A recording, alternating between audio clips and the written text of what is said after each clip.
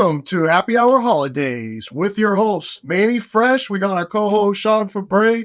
And in the studio today, we have a staple of Tampa today. A family that's done a lot for this city, put us on the map, nighttime entertainment, and then also with beer. We got Joey Redner in the house today. Hey. What's up, Joey? Thanks for having me. Yeah, man. Good to have you on, man. I'm born and raised here in Tampa, so, we've been all over this place. And it's awesome having you on, man. And just, give us a little bit of a background of yourself, how you grew up here in Tampa and what got you into that entrepreneur kind of spirit to create a business that, became a staple here in the food and beverage industry.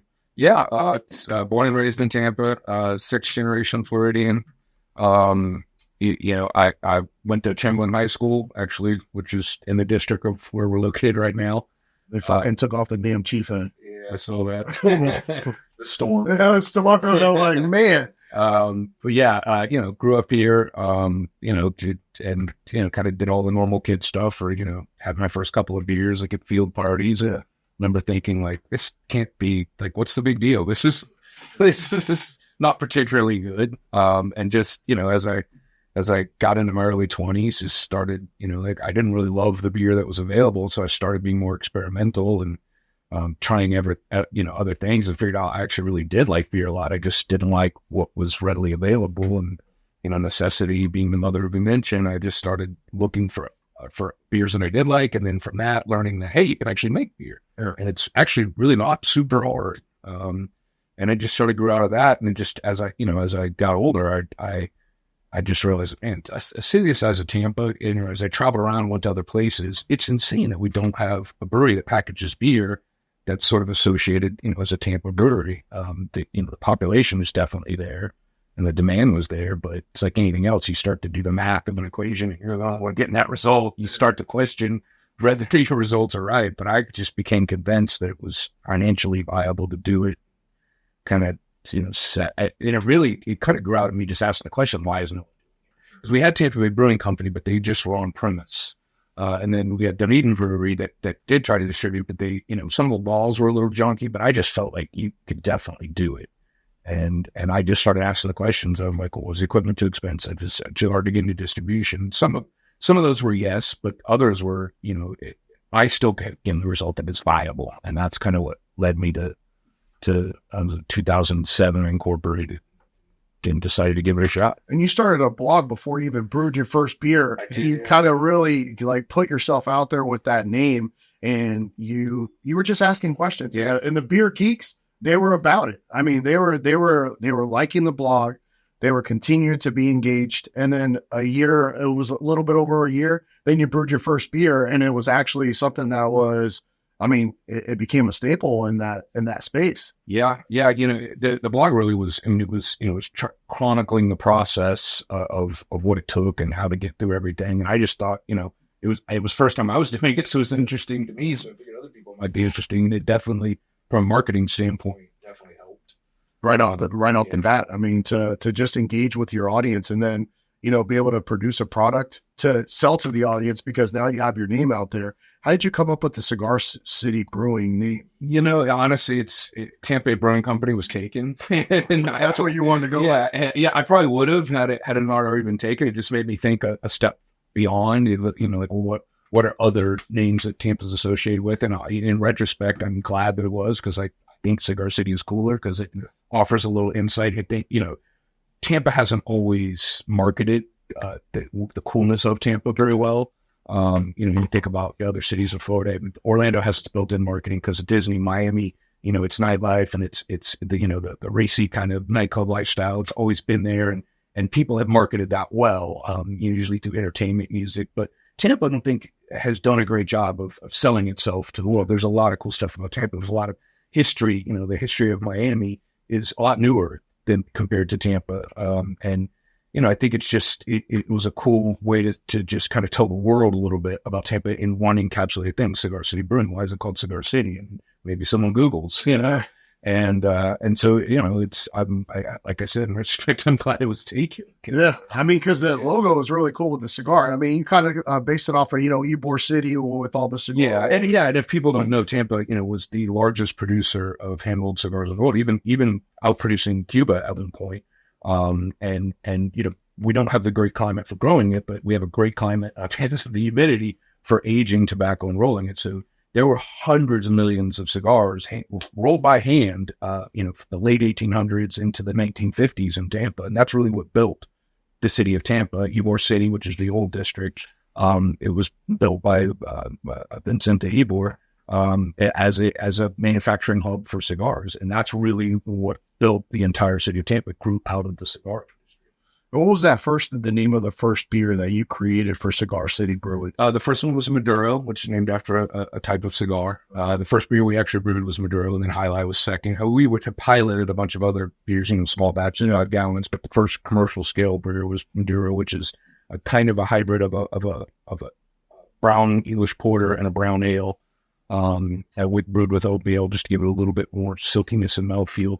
And then Jai Alai IPA, which really has become the beer that's, associated with the brewery. Yeah. What would you say is like the reason Cigar City Brewing grew so fast? Yeah, I do think it was, like I said, I think it was an underserved market. When you look at, especially the Tampa area as a whole, but even the city of Tampa, to have a population that big and not have there wasn't a single brewery when I opened that was packaging beer in the city limits of Tampa to sell outside. And so you had Tampa Bay Brewing Company, which made excellent beer, but the experience died in those 4 walls. You couldn't take a beer out to take to your friends, or if someone was vacationing and you didn't actually go to the brewery, you couldn't share that experience with them. Whereas if you have a packaged beer, you can, in your fridge, you can pull it out and say, here, have this, or you can send it to someone and they can take it back with them if they're visiting from out of state.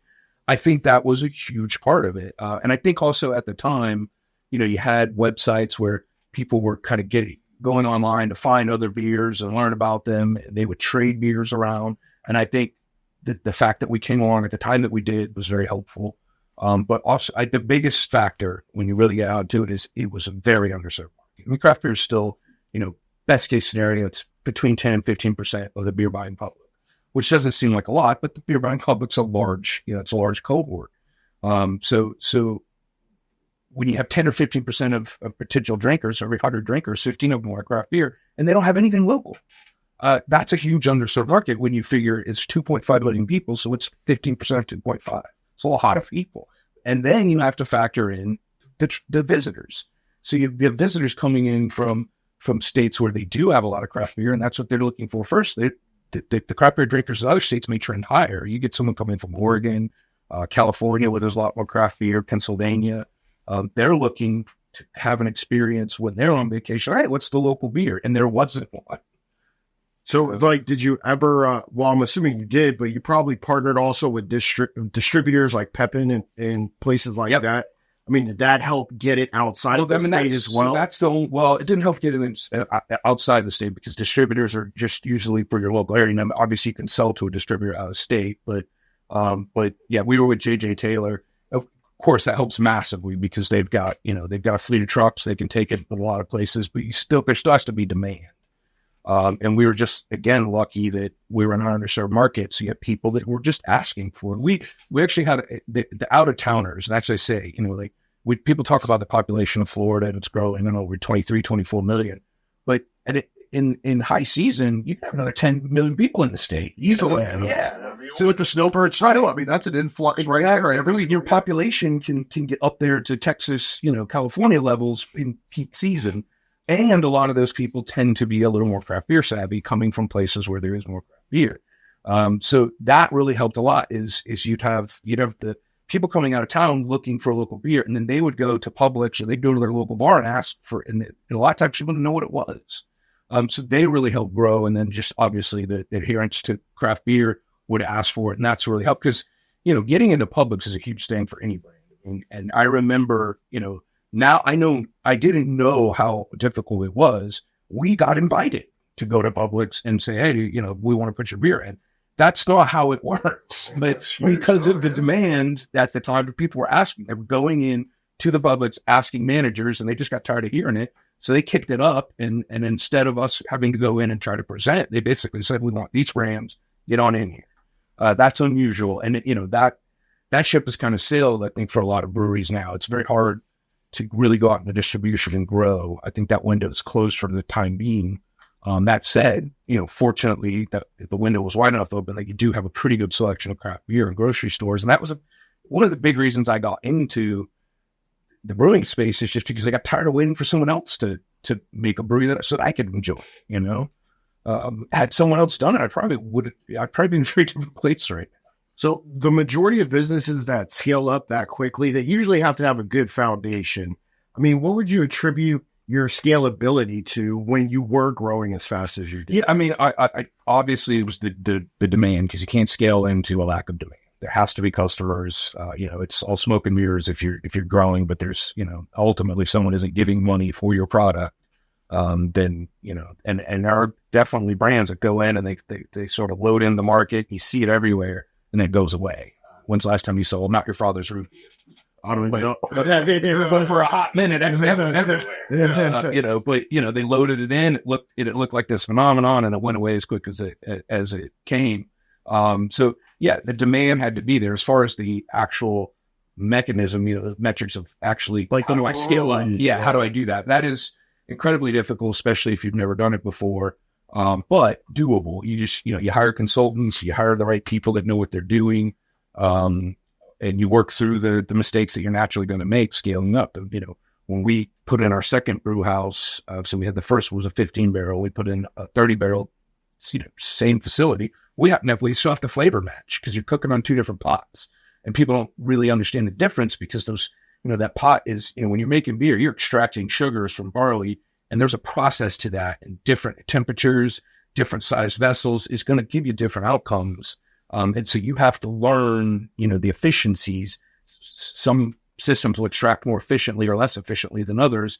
And that ultimately down the line will affect the flavor profile. So you'd have to learn how to flavor match that. And just, the key is to hire good people to know what they're doing, and also, give them the leeway to make mistakes, correct it as it goes. And, the scaling up was tough. We had some challenges doing it, but I was willing to do it. I was patient enough. And the big thing that helped us is the tasting room was extremely profitable. When you're selling beers for $5 a pint on premise, you're making very good margin. The margins you make in distribution are massively smaller, so you need a lot of them.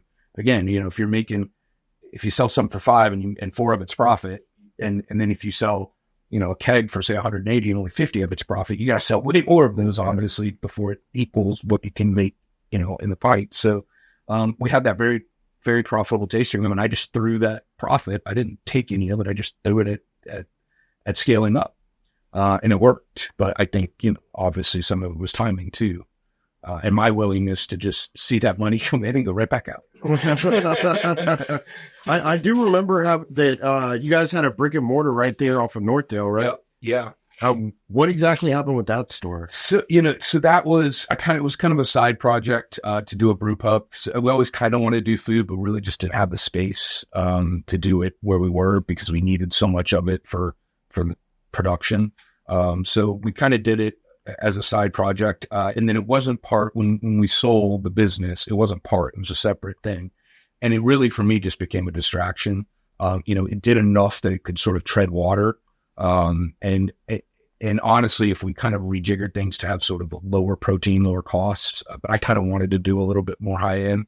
I think we could have kept there, but it just got to the point where it was distraction. It was easier for me to just let it go than to keep working it. Plus, I'm mostly in South Tampa, and having to come to North Tampa frequently ended up being more of a commitment than I wanted to make.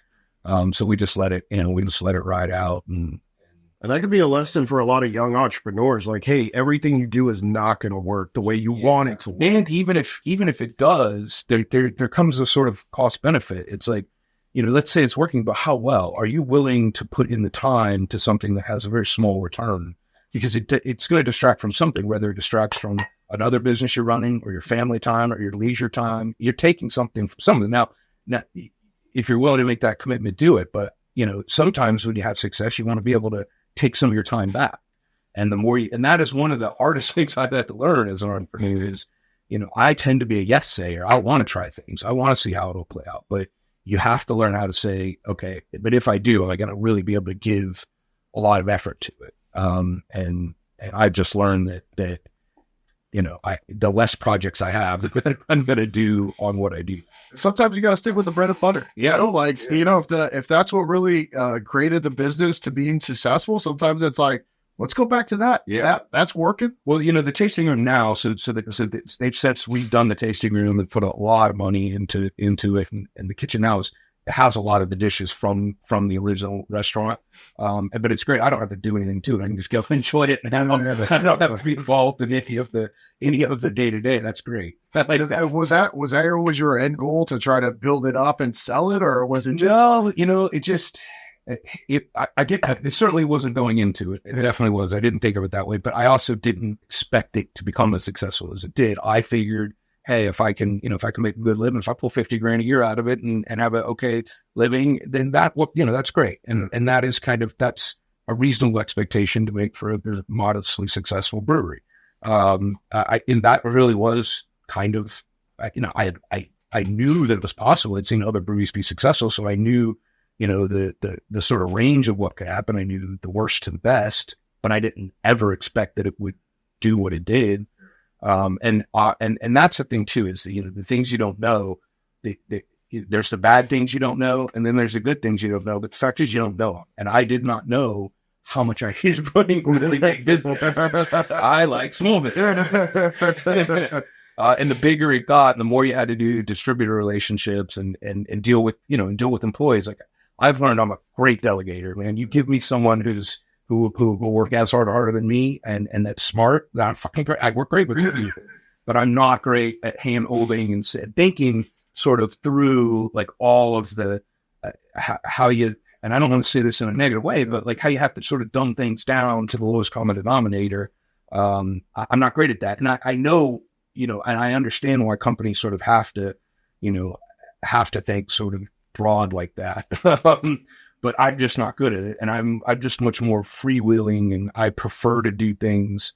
I prefer to delegate to someone that I know is just going to take it on their own. And the bigger you get, the harder that is to do. It's just, especially you just can't have a personal relationship with every employee. It's just not, you don't have time. Up to about 5, 10, maybe even 15 people you can, but you start to have 60, 70. If you took 10 minutes a day with each employee to get to know them better, well, that's more couple hours there. Yeah. So when we get back with Happy Hour Holidaze and Joe Redner, we're going to ask him a question on how proud he is of himself to have a father that put a staple here in Tampa and then create your own legacy here in Tampa. So that must have been big for him. We'll be right back. Like, comment, and subscribe. Follow us on our Friday features. And thank you for tuning in.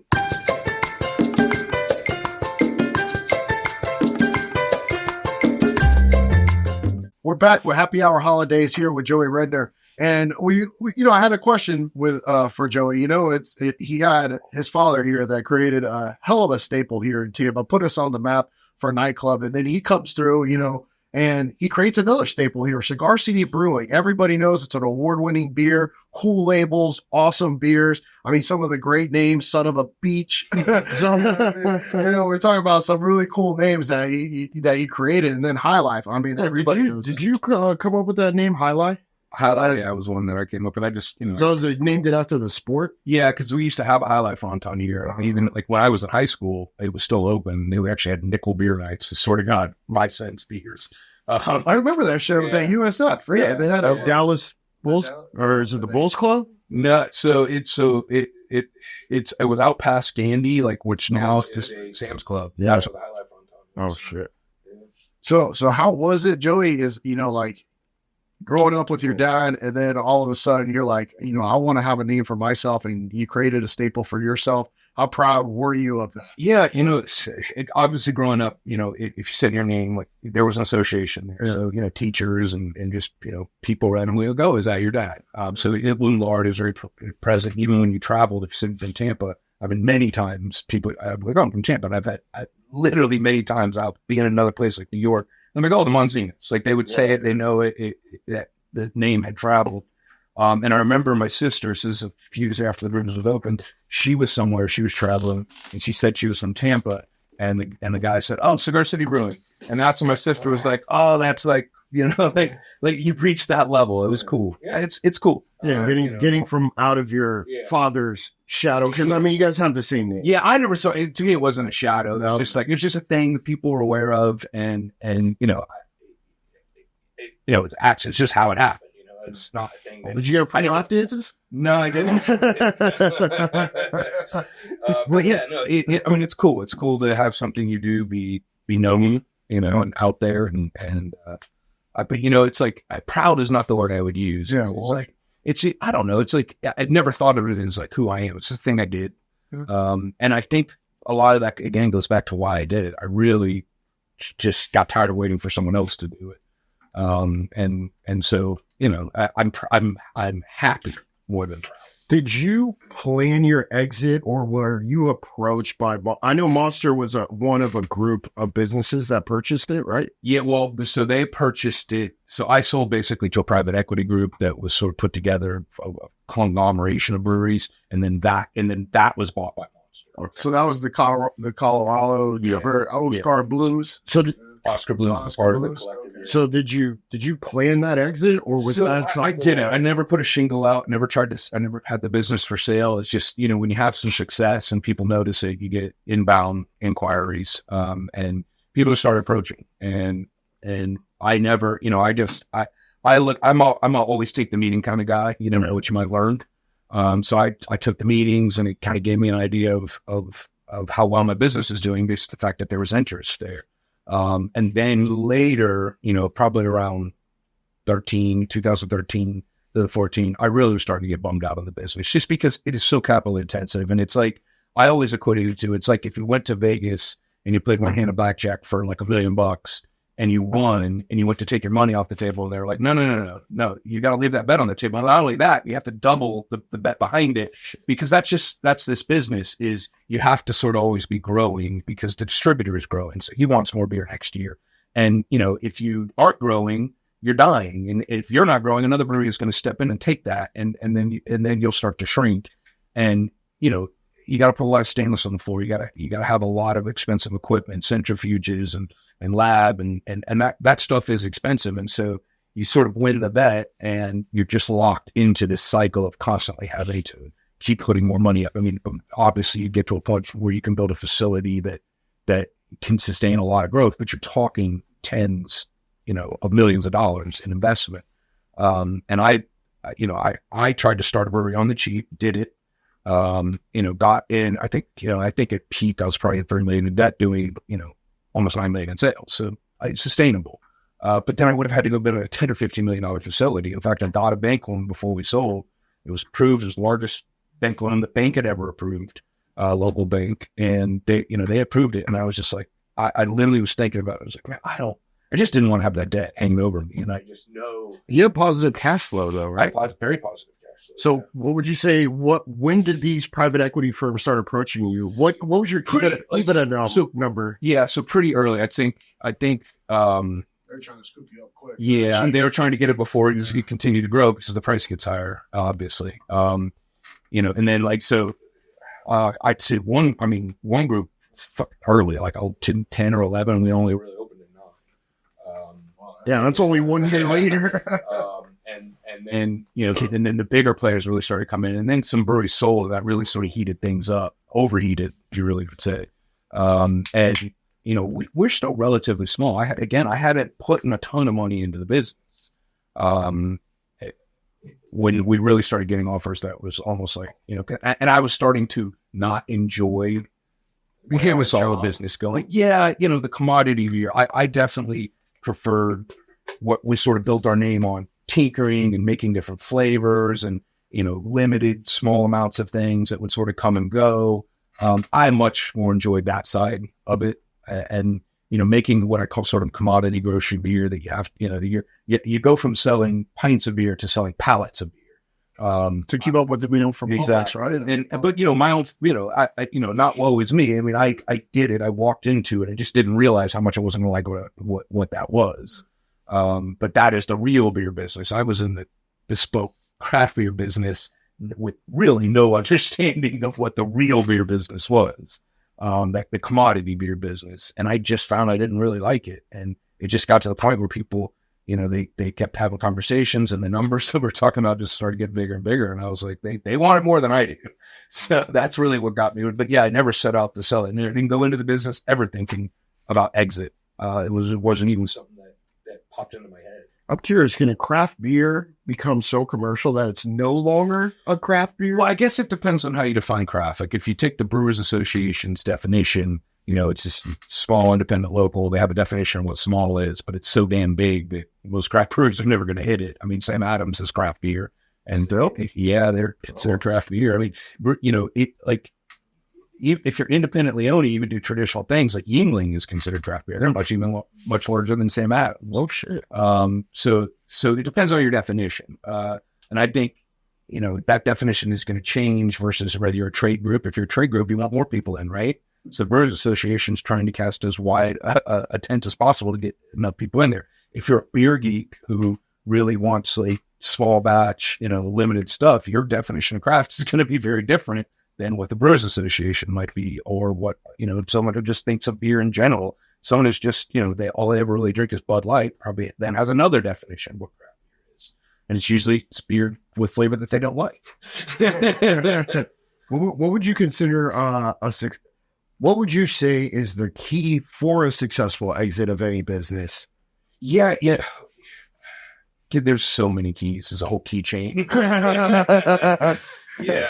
Let's get 3 of them there. Yeah, I think, so one thing, since I've exited, Eddie, I've never, I actually like doing these meetings. I've had a lot of people that locally in Tampa and even in other states reach out to me because they're thinking about exiting, and not always brewery businesses, other businesses, and they want to talk about what that process is. And I actually like taking those calls because I get to sort of reflect on how it was for me and maybe help them.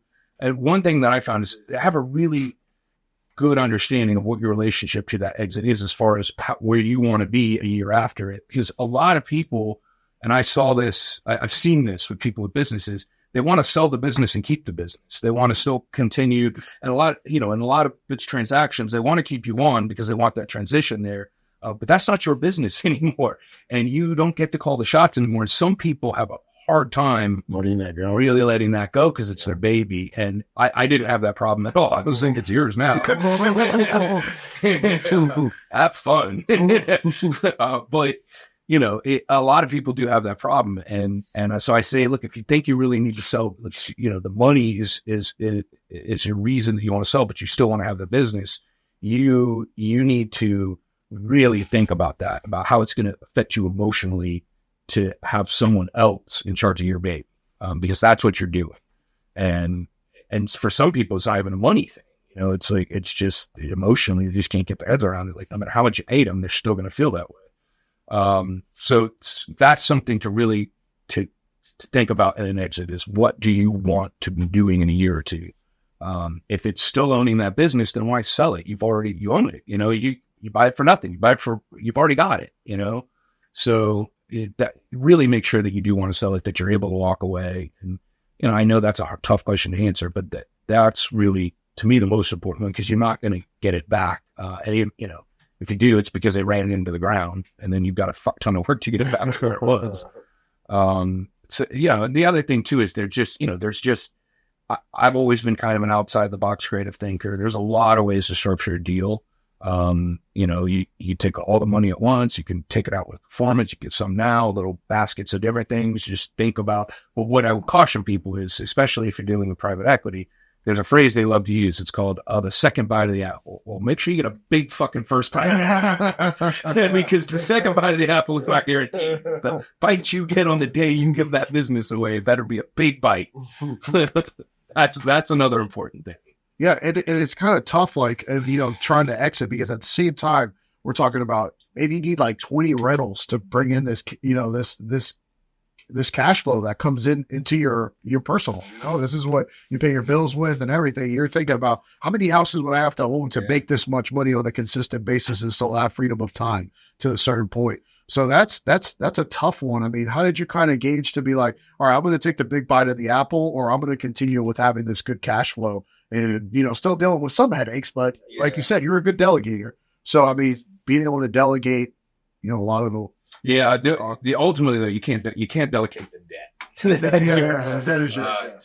was the biggest one. That was a big thing. That's paid for, though. I'm very debt adverse. Yeah, isn't that paid for once you sell the business? Yeah. I mean, you get your cash, the debt goes away. You don't ever have to deal with it. But I'm saying, you know, I could say I could hire someone to run the company, and I could go away and just live on the cash flow. But that debt, you know, the ability to make beer is tied to how much cash or debt you're willing to be. You know, how much cash you're comfortable spending or how much debt you're comfortable taking on, because you've got to build a large facility, and these facilities are not cheap. And that was a decision with you. It was like, either do I take this big debt? Yeah, I was paying, I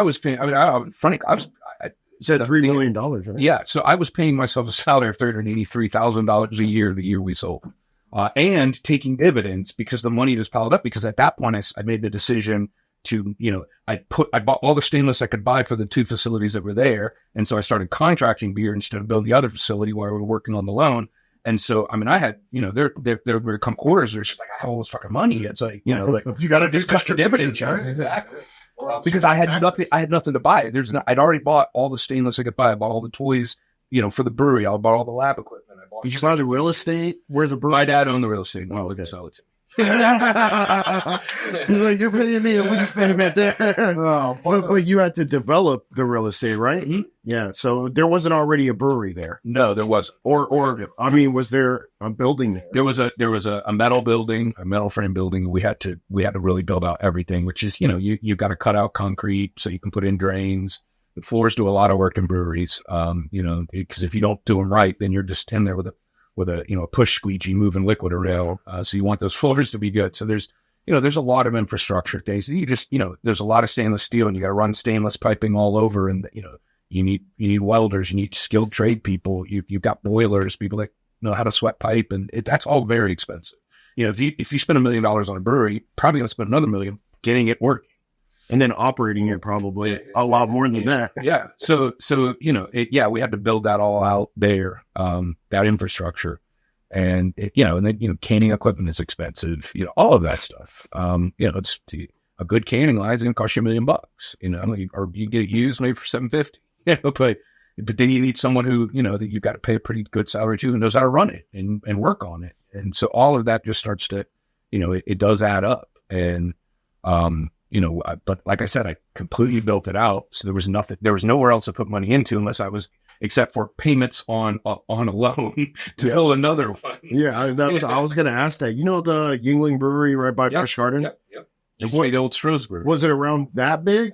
No, God, we're a fraction of that. I mean, so they're probably, I want to say it's 100 barrel, but it could be even bigger. We were maybe a third to less than a third of the size of that brew house, but also we just didn't have the throughput equipment. Like the bottling and canning line they had there's massive, 10 times as big. So no, not nearly as big as that, but not nearly as much liquid. So when you say barrels, what is the output per barrel? So a barrel is 31 gallons. So if you have a 31 barrel system, it's 31 barrels. And the reason it's called a barrel is, you know, the big 15.5 gallon eggs, those are half barrels. 2 of those is 1 barrel. So for example, if I have a 30 barrel system, I can make 60 of those kegs. And so most of the larger breweries, the minimum you'll see is, you know, they're 500 barrel fermentation, brew houses, and 1,000 barrel fermenters. In craft beer, you tend to be 50 barrels from a brew house standpoint, the amount you can make, which would be 100 kegs, and smaller. So locally here, Coppertail, I think, probably has the largest. They're 50 barrels. I think they're 50 barrels. They might be a little smaller, but I think they're around 50. That's about as big as it gets. Brew Hub and Lakeland, which is a large contractor, they're 100 barrel brew house. And you like the one in Yuengling? Yuengling is probably even much bigger than that. So how long is that barrel occupied for? So the brew house itself is usually, you know, it really depends on the beer you're making, but you know, maybe 8 hours to push a beer completely through. Oh my God. Then it sits. Hold on. That's the first part of the fry. Then it moves to a fermenter where it'll ferment for, you know, a fast beer might be 7 days for an ale that you're really pushing, to up to 2 weeks to even really a really big beer like a big imperial stout can take 3 weeks to a month to ferment out. And then from there, you'll move it to what's called a bright tank packaging tank to carbonate. And then, that can be a day to 2, and you package from there, whether it goes to kegs, cans, or bottles. You're looking around, depending on the beer, on average of like 2 weeks. Yeah, I'd say something like Highlight. You're probably it's probably about a 3 week. 3 weeks, maybe a little less, with modern equipment processes and stuff, a little bit less. So, ales tend to be quicker than lagers, but there's a lot of tips and tricks that you can use to lower those times. There's people who make lagers as fast as they can make ales. And there's enzymes and stuff you can use to push the process forward. But, some of the traditional brewing methods are traditional because they freaking work and they result in the best beers. So, there's always a trade-off there. Like maybe you're a little faster, but maybe it just doesn't taste quite as good as it would have if you'd taken more time. I'm assuming the fermentation tanks are a lot bigger than barrels, right? They are. So typically, so we had a 30 barrel system and we would actually brew in 90 and 120 barrel fermenters, meaning you brew 3 to 4 times in a day, and that would fill one tank. And then next day you'd fill another tank. So you have multiple fermentations. Yeah, because we brewed because you don't want to just be standing. Yeah, we brewed in 3 shifts. Yeah. So we could brew. In theory you could get about 8 acres a day in theory, but theory's a town that doesn't get visited very often. Was this 24 hours? Yeah, we were 24 hours. Okay. All right, and when we get back, we'll continue with Joey Redner here on Happy Hour Holidaze. Thank you for continuing to watch.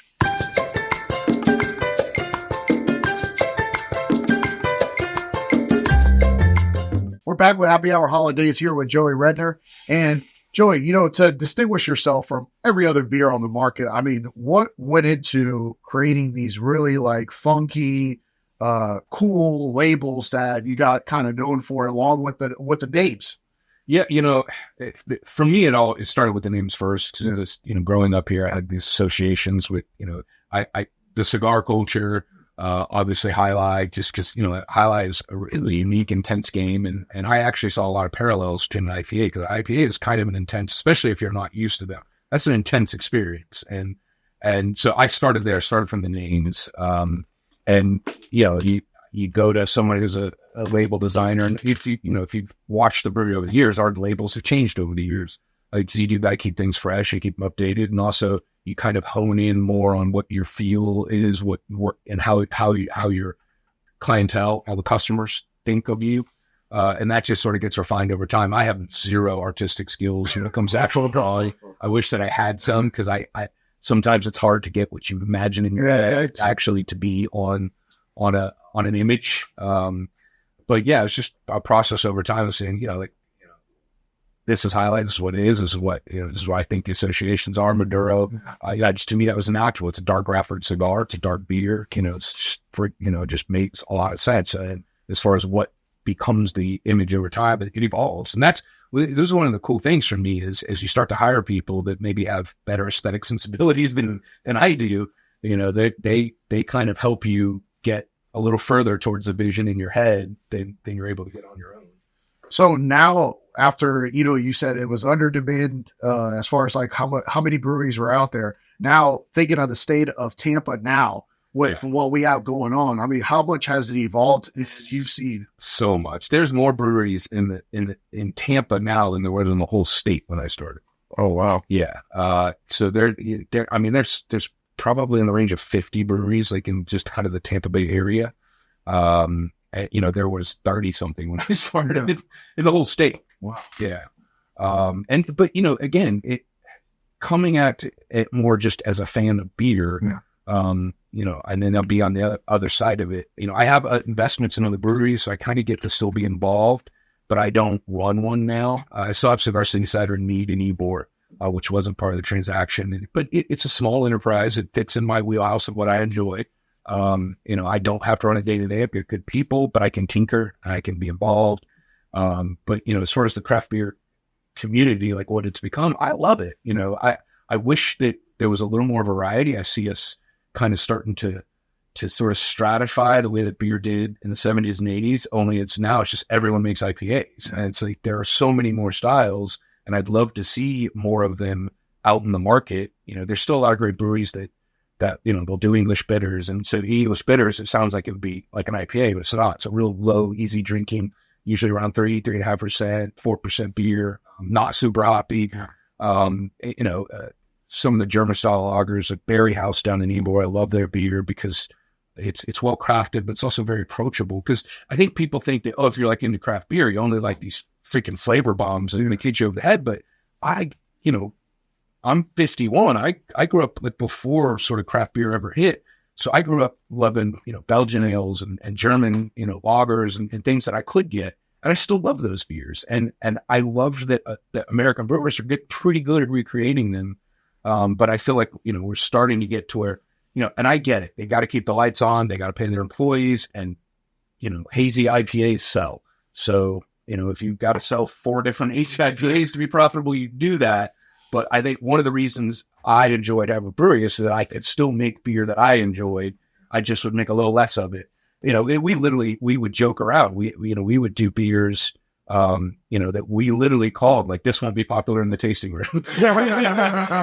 Because we knew people were like, but that's, you have a fucking brewery, make beer you like, even if you just have to make a little bit of it. But that's the stance that you took after you sold Cigar City Brewing. Was it to be a consultant to help out other breweries? Or, I know you probably took this. Yeah. What is Joe doing? Yeah. So, I'm a consultant, but I'm not paid, but I still, I always take the call. So I've talked to a lot of people. Like I was on the Florida Brewers Guild board for a while, trying to help change some laws. That's really difficult.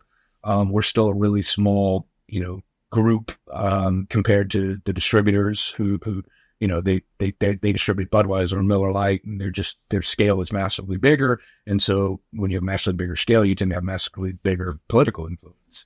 But I did a lot of that. And yeah, I've made some investments in breweries because more I'm investing in people that I think are doing good stuff. And so I kind of want, I want to see them succeed and continue to change the landscape of what beer is in Tampa. But yeah, my involvement is as an unpaid consultant investor. That's mostly what I do. And, my day to day is just, kind of wake up, sort of check on things and check emails, see if there's anything that's urgent that day. And then I usually go on a very long walk. It kind of sounds like you're more of a strategic advisor. More than really, I am. Yeah. And did you have a lot of those when you were? I didn't. My dad was a good advisor to sort of just what to do in a situation, but it was a situation with specifics he hadn't been in. But he's had it. He's been in business for decades and decades, and he's made a lot of mistakes, and mistakes, if you're willing to learn from them, become knowledge. So he was a good advisor as far as letting me know if he thought that. As well as he could, if I was making good decisions. He was good, good sounding board. Because again, a lot of people offer you advice, but if they haven't been there, it's hard to take it seriously. So I try to. I can make a lot of advice because I did some things right and I did some things wrong, and I can tell you why. That's more important. It's not that you did things right and wrong. It's that why you did them right or did them wrong. Can you tell us what your biggest mistake was?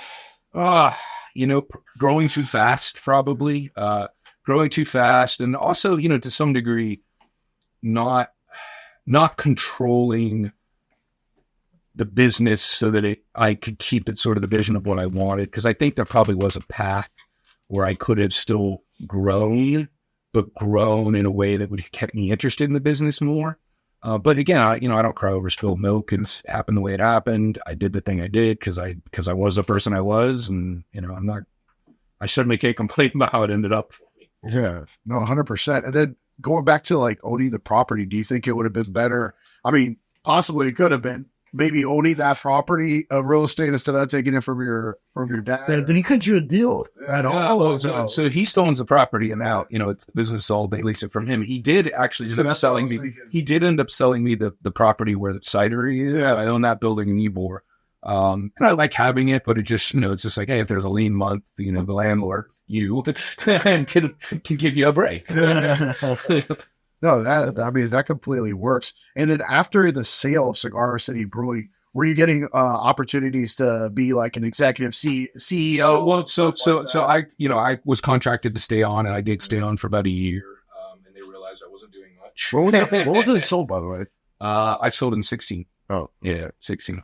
And they realized I wasn't doing much, and they came back and said they wanted to hire a CEO to kind of do everything, and they wanted to negotiate me taking a lower salary. I was like, that sure, no problem, but you got to let me out of my non-compete, because I had a non-compete that I just said, because the only thing I really am in a position to do would be, because I couldn't even invest in other breweries at that time. Yeah, I was wondering, because you said you're invested. I was like, how's it doing that out there? I know, compete, and I was able to make some investments in some breweries, and I had carve outs for stuff I was already in prior, because I was already invested in one brewery that had just opened, and obviously the cider, which I still owned, I had carve out for that, but I couldn't invest in anything new. And because I was in space, people at that time, 17, 18, people were opening a lot of breweries and were coming to me offering me to be involved, because I was more of a strategic investor because I'd done it. But I had to say no. And then so they let me out, and I did invest in a few more. But you didn't take like a full-time executive position. No, I like, even in other companies. Yeah, so there's companies that I'm involved in that I work in more or less, that some hardly at all, some I end up doing. It's usually the ones that are struggling that you have to work on the most. Yeah. But no, I've never taken a salary for any of it, because I have a good income stream just through investments and real estate, and I don't have any debt, so my debt is smaller than those people. I have a mortgage. I just got to pay insurance and. So essentially, you're doing what basically anybody would do that sells a business, is buy real estate, and that's kind of what I like what he said. He was like, yeah, how many rentals do I need to replace my salary? Is that kind of the approach you took? To some degree, I have a little bit of commercial real estate, more just as it was a good place to park cash, and because especially at the time, Tampa real estate, because I bought a lot in Hyde Park, and I remember everyone told me that I overpaid for it, and it's fucking worth double. I'm getting revenue. And I've done some build to suits and doing a build to suit for another brewery that's downtown. I bought that property. Everything is fucking way more expensive. Like I figured it cost me about $350 to white box it, about $7. So it's but that's nothing unique to me. It's that way for everyone. But yeah, I'd say most of my income comes more from hard investments. So a combination of like, tax preferred bonds and then dividend stocks, but I also do some growth stock stuff. And then, let's see, I have like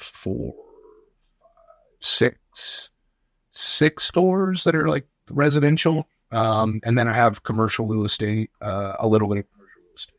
And that's why I keep freedom of time. Yeah.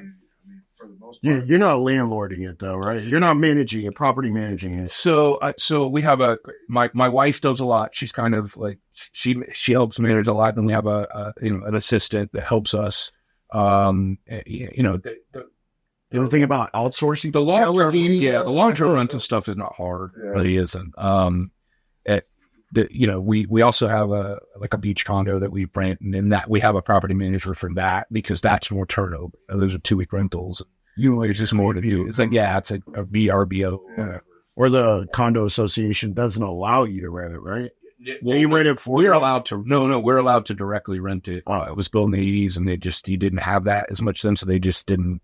They didn't like expressly prohibit it. You didn't have the internet, and so, but yeah, so there's 2-week rentals, and they say rented really good. I mean, if just as a measure, like a gauge of the economic, success of that area, like those things fucking rent really good. People still want to go to the beach. They still want to, and in some ways that's a cheaper vacation because you can cook your own food, do your own thing, and once you're there, the recreation is free. Yeah, it kind of seems like you're really passionate about breweries still, and not so much all the other stuff. Yeah, well, I mean, it's hard to be passionate about, like a rental. Yeah, right. Well, I rented it, and it's rented for a year. It's like, hey. But you can't say that. You definitely did something that you had a passion for when you started Cigar City Brewing. Like, this wasn't something that but again, like I said, my passion was more about the beer itself. I wasn't like geeky about the beer. Yeah. Now I can just go be geeky about beer. You know, honestly, I don't drink as much as I used to, but it gets just a function to get old. I start to have more than 4, and I need a nap. But I still drink. I still drink Febre all the time. I had 3 Green Bench IPAs sitting on the beach yesterday, and really enjoyed them. They were great. It's so good beer. So since you no longer have that non-compete, does that mean that maybe in the future you're thinking about building another brand? Possibly. Yeah, possibly. I think the timing right now is not great. But I'm still, I still got a lot of irons in the fire, and I'm involved with a lot of things. So possibly. What would you call it?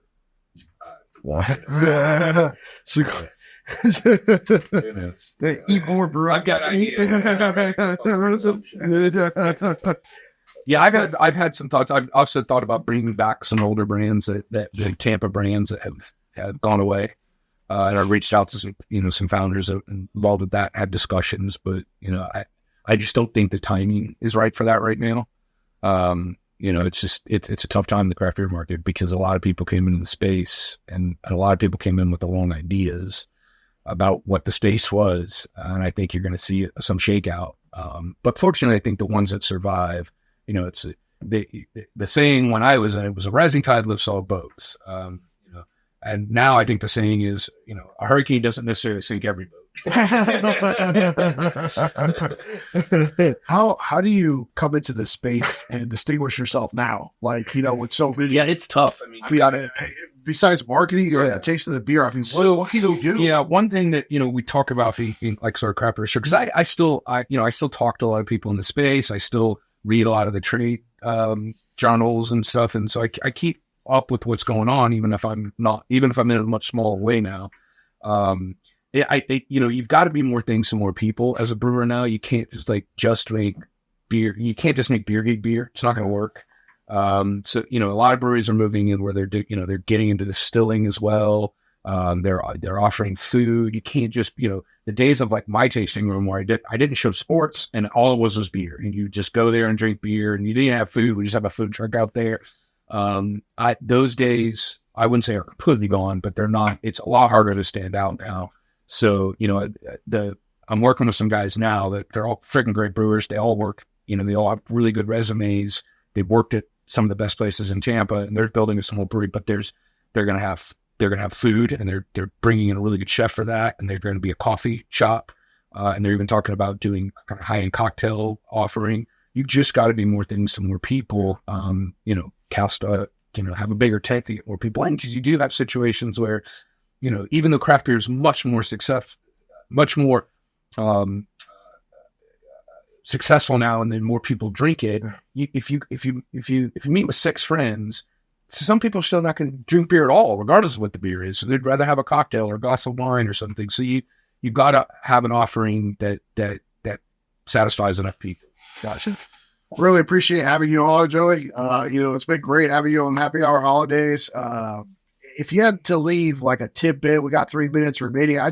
We always like to leave a tidbit to the audience. Final words, like it could be business, brewery, whatever it is. Life related, anything you can tell the audience, from all your experiences and your successes. Yeah, I it's a cliche, but I take care of your health, because when we're really growing a lot, I really let my health go, and just the stress of running a successful business really did a number on me. And I've spent the last 8 years kind of building it back and getting back into a healthy way. And if I would have just maintained, if I would have carved out an hour or two a day to say, fuck that, fuck everything else, I'm taking care of my body, I never would have gotten so bad. You're going to take care of your health, because regardless, if you make a fuck ton of money or don't have a fuck ton of money, not having your health, it makes anything that was good less good, anything that was bad worse. I mean, you make a burden on everybody else around you. And I think my parents always used to tell us that when we were younger. They're like, it doesn't matter how rich you are, if you don't have health, you're not going to be able to enjoy any of that money. Yeah. So that's a big piece right there. Really appreciate you coming. Are you pointing at me? Or? we